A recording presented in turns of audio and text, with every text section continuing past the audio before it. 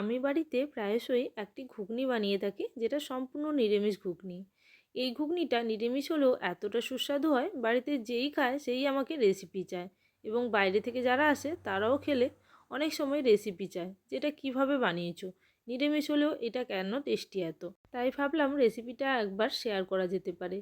এই রেসিপির জন্য প্রথমে লাগবে মটর এবং কাবলি চানা। এটা 9:1 অনুপাতে আমি ভিজিয়ে রেখেছি। তার সঙ্গে নিয়েছি আলু। আর আলুটা আমি এরকম একটু বড় টুকরো করে ডুমো ডুমো করে কেটে নিয়েছিলাম। সঙ্গে নিয়েছি টমেটো একটা মাঝারি সাইজের কুচি করা, এবং আদা কোড়ানো ওই 2 টিস্পুন বা 1.5 টিস্পুন পরিমাণে নিয়েছি। এখানে মটরের পরিমাণ বেশি আছে এবং চানা খুবই কম। সঙ্গে নিয়েছি মুগ ডাল। মুগ ডাল ওই 1/2 কাপ পরিমাণে নিয়েছি। প্রথমে একটি কড়াই বসিয়ে দিয়ে মুগ ডালটা ভেজে নেব। কোনো রকম তেল ছাড়া শুকনো মুগ ডালটাকে প্রথমে ভেজে নিতে হবে। এটা থেকে যখন খুব মিষ্টি একটা মুগ ডাল ভাজা স্মেল আসবে বা হালকা ব্রাউন কালার আসবে, তখন আমি নামিয়ে নিয়ে মুগ ডালটাকে ভালো মতন ধুয়ে নিয়ে তারপর মটরের সঙ্গে এই ডালটিকে সেদ্ধ করব। আলুর পরিমাণ এখানে আমি 2টো আলু ব্যবহার করেছি। আপনারা চাইলে আলুটা নাও দিয়ে করতে পারেন। অনেক সময় বাড়িতে সুগার পেশেন্ট থাকে, আলু ব্যবহার করতে না বলা হয়, আলু খেতে না বলা হয়, তাই আলুটা না দিয়েও এটা বানিয়ে ফেলতে পারেন। আমি অনেক সময় আলু না দিয়েই বানাই। দেখুন এরকম একটু কালার চেঞ্জ হবে সেই পর্যায়ে ভেজে নিয়েছিলাম। এরপর মুগ ডালটা আমি ধুয়ে নিয়েছি। এরপর এই সব কিছুকে প্রেসার কুকারের মধ্যে দিয়ে সিটি দিয়ে নেব। 3টে মতন সিটি দিলেই সব কিছু সেদ্ধ হয়ে যাবে। এখানে মটর সঙ্গে কাবলি চানা আছে আর ডাল নিয়েছি। তারপরে নিয়ে নেব অল্প পরিমাণে লবণ। স্বাদ অনুযায়ী এখন লবণ দেব এবং পরে বাকিটা দিয়ে দেব। আলুগুলোও আমি দিয়ে দিলাম। আমি যেহেতু সব কিছু একসঙ্গে সেদ্ধ করব, তাই সব কিছু একসঙ্গেই দিয়ে দিলাম। এরপর আমি প্রেসার কুকারে 3টে সিটি দিয়ে মটর আলু সব কিছুই সেদ্ধ করে নিয়েছি। এখানে আমি হলুদের ব্যবহার করিনি, হলুদ আমি রান্নার সময় দেব। এরপর আবারও কড়াই বসিয়ে দিয়ে দিচ্ছি প্রয়োজন মতো সর্ষের তেল। সর্ষের তেলে ঘুগনি করলে ঘুগনির টেস্ট খুবই ভালো হয়, তাই অবশ্যই চেষ্টা করবেন সর্ষের তেলে ঘুগনিটা বানানোর।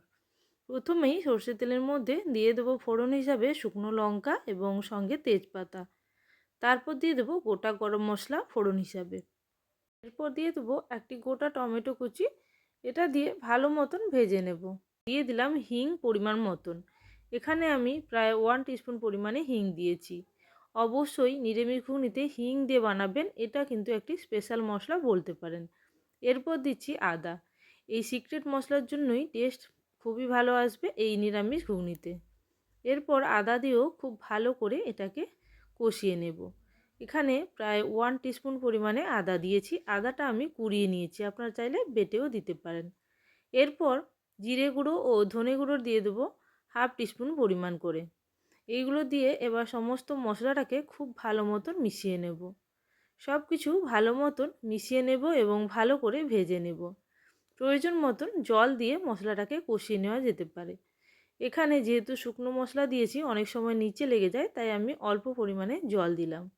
দিয়ে ভালো মতন কষিয়ে নিচ্ছি। খুব বেশি টাইম লাগবে না এই মশলাটি কষাতে। এইবার সমস্ত মশলাগুলো কষানো হয়ে গেলে এর মধ্যে কিছুটা হলুদের গুঁড়ো এবং ঝাল লঙ্কার গুঁড়ো দিচ্ছি। হলুদ যেহেতু আমি আগে দিইনি, একটু বেশি পরিমাণেই দিলাম, সমস্ত ঘুগনিতে একটা কালার আসবে। সঙ্গে ঝাল লঙ্কার গুঁড়ো দিয়েছি। এই লঙ্কার গুঁড়ো পরিমাপটা আপনারা নিজেদের ইচ্ছে মতন বাড়িয়ে নিতে পারেন। আমি যেহেতু ঝাল কম খাই, তাই অল্প পরিমাণেই দিলাম। এবার খুব ভালো মতন এটাকে কষিয়ে নেব।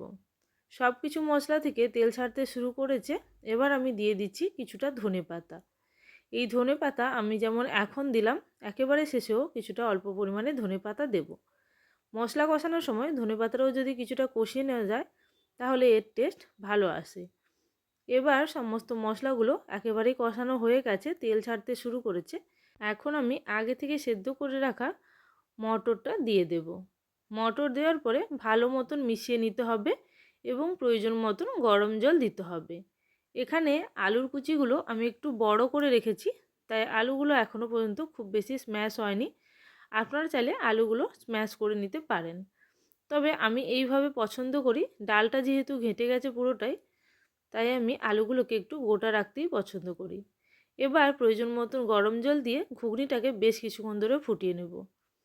যখন ভালো মতো ফুটে আসবে, তারপর ভেজে রাখা নারকেল দেব।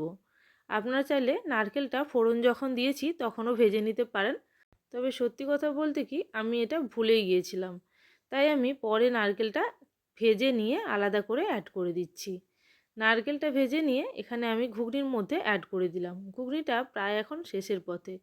এবার শেষে কিছু মশলা দেব, যেমন কিছুটা গরম মশলা আর সঙ্গে অল্প পরিমাণে চিনিও দিচ্ছি। চিনিটা স্বাদটাকে ব্যালেন্স করার জন্য দিলাম, আপনারা ইচ্ছে হলে দিতে পারেন, নাও দিতে পারেন। আর গরম মশলাটা অবশ্যই দেবেন, এটা ঘুগনির টেস্টকে অনেকটাই বাড়িয়ে তুলবে। এই ঘুগনিতে আমি যে মশলাটা দিয়েছি গরম মশলা, তাতে কিন্তু অনেক কিছু মশলা আছে, যেমন জিরে, ধনে, সাজিরে, সামরিচ, জায়ফল, জয়িত্রী, যেটা আমি বাড়িতেই বানিয়ে থাকি। এই স্পেশাল মশলার জন্যই রান্নার টেস্টটা আরও বেশি ভালো হয়। অবশ্যই আপনারা এই মশলাটা বাড়িতে আগে থেকে বানিয়ে রেখে দিতে পারেন। যে কোনো ঘুগনি বা যে কোনো রেসিপিতে আপনারা এই মশলাটি অ্যাড করতে পারেন। এখন আমি একেবারে শেষে অল্প ধনেপাতা ছড়িয়ে নিয়ে রান্নাটি শেষ করব। আর চাইলে ওপর থেকে অল্প একটু জিরে গুঁড়ো, অর্থাৎ ভাজা জিরের গুঁড়ো দিয়ে এটিকে পরিবেশন করা যেতে পারে। দেখেই বুঝতে পারছেন কতটা টেস্টি হয়েছে। তবে যেহেতু আমি কম তেল ব্যবহার করেছি এবং কম লঙ্কার গুঁড়ো ব্যবহার করছি, হয়তো কালারটা সেইভাবে আসেনি, তবে টেস্ট কিন্তু দুর্দান্ত হয়। আপনারা এই নিরামিষ ঘুগনি একবার বাড়িতে ট্রাই করে দেখুন, আশা করি আপনাদের ভালো লাগবে। যদি ভালো লেগে থাকে অবশ্যই আমাকে কমেন্ট সেকশানে জানাতে ভুলবেন না। তাহলে আজকের জন্য এই পর্যন্ত, আবারও চলে আসবো নতুন কোনো রেসিপির সঙ্গে। ততক্ষণের জন্য সবাই ভালো থাকবেন, সুস্থ থাকবেন। Thank you for watching my video.